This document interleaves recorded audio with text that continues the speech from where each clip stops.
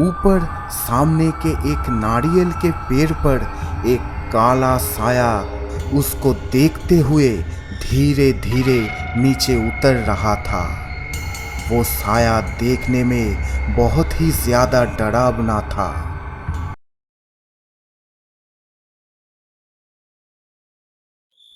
चलते चलते विनोद रवि के घर के सामने आकर पहुंचता है। इतने वक्त तक उसने ऐसा कुछ भी नहीं देखा था जो शक करने वाला हो, लेकिन अभी अभी उसके कानों में एक आवाज आता है और वो भी रवि के घर के पीछे की तरफ से। विनोद और समय ना गवाकर उस तरफ जाने लगता है। पीछे के तरफ आने के बाद विनोद टॉर्च लेकर ध्यान से इधर उधर देखता है, लेकिन उसे ऐसा कुछ भी दिखाई नहीं देता। उसके बाद वो सोचता है कि और भी आगे जाके वो रवि के घर के पीछे की तरफ जाए, लेकिन तभी उसे याद आता है पीछे की वो तालाब। उसके बाद वो वहीं पर ही रुक जाता है, लेकिन अचानक क्या महसूस करके विनोद थोड़ा ऊपर की तरफ देखता है और डर के मारे चौंक जाता है। ऊपर सनसेट पर एक काला साया बैठ के उसी को देख रहा था। जैसे ही विनोद ने उसके तरफ टॉर्च की रोशनी को फेंका, वैसे ही वो साया वहां से अपने 4 पैरों में चलकर घर के पीछे चला जाता है और सर निकाल के झांकने लगता है। वापस जब विनोद फिर से उस तरफ रोशनी घुमाता है, वैसे ही वो साया वहां से चला जाता है। ये सब देख के विनोद डर तो गया था, लेकिन वो मन ही मन ये सोच रहा था कि ये साया क्या कोई इंसान है।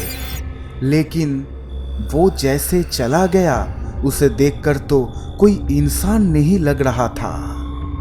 इंसान नहीं तो फिर क्या? यही बात सोचते ही विनोद की रोंगटे खड़ी हो जाती है और जितना जल्द ही हो सके वो वहां से भाग जाता है। अगले दिन सुबह रवि की माँ रेखा देवी अपने घर के दाईं तरफ, यानी कि जहां पर रसोई है, उसके पीछे कपड़े सुखाने के लिए जाती है। लेकिन कपड़ों को टांगते हुए वो देखती है कि रसोई के बाहर दीवार में कई सारे खरोंचने के निशान। ये देखकर रेखा देवी बहुत घबरा जाती है और दौड़ के वहां से घर के अंदर आ जाती है। वहां रवि और उसके पिता राकेश बाबू बैठे थे। रेखा देवी उन्हें सब बताती है।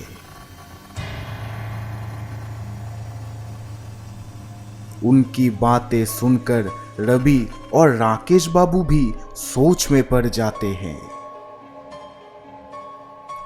उस तरफ विनोद के मुंह से उस हादसे को सुनने के बाद और कोई भी रात में पहरा देने के लिए नहीं निकल रहा था। सब अब डरे हुए थे। सबको ये अंदाजा हो गया था कि ये कोई चोर या कोई इंसान नहीं है, बल्कि ये जरूर कोई दुष्ट आत्मा है।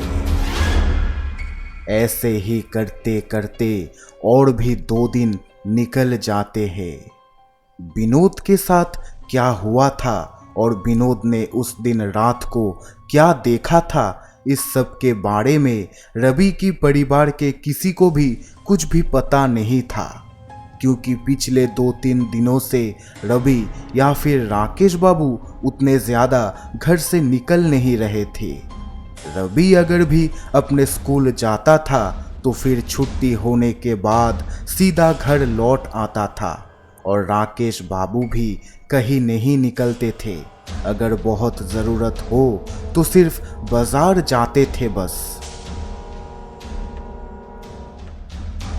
इन सब के बीच में एक दिन फिर से रवि के घर में मछली पका था और इस दिन भी वही एक ही घटना हुआ जैसा उस दिन हुआ था जिस दिन के बाद से ये सारा हादसा हो रहा है। आज भी सुषमा मछलियों के कांटों को फेंकना भूल जाती है और जब उसे वो चीज़ याद आती है तब रात हो चुकी थी। घड़ी में तब रात 11 बज रहे थे। सुषमा जल्दबाजी में रसोई के अंदर आती है और अपने हाथों से मछलियों के कांटे रखे हुए बैग को उठाकर पीछे के तालाब की ओर जाने लगती है।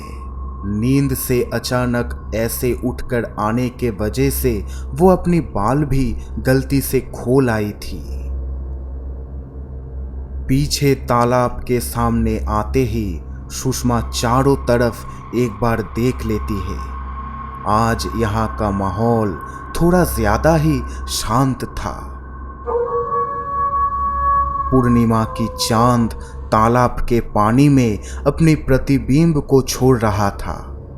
सुषमा अपने हाथों से उस कांटों भरी बैग को दूर फेंक देती है और उसके बाद वो वहां से मुड़कर जाने ही वाली थी कि अचानक एक साया उसके मुंह पर पड़ती है और वो ऊपर की ओर देखती है, लेकिन देखते ही वो बहुत ज़्यादा डर जाती है। ऊपर सामने के एक नारियल के पेड़ पर एक काला साया उसको देखते हुए धीरे धीरे नीचे उतर रहा था। वो साया देखने में बहुत ही ज़्यादा डरावना था। लाल लाल आंखें और बड़ी बड़ी दांत। सुषमा को देखते देखते वो एक भयानक मुस्कुराहट देता है और फिर सुषमा की तरफ कूदता है। इसके बाद क्या होता है वो जानने के लिए अभी इस वीडियो को लाइक देके इस चैनल को सब्सक्राइब कर लीजिए।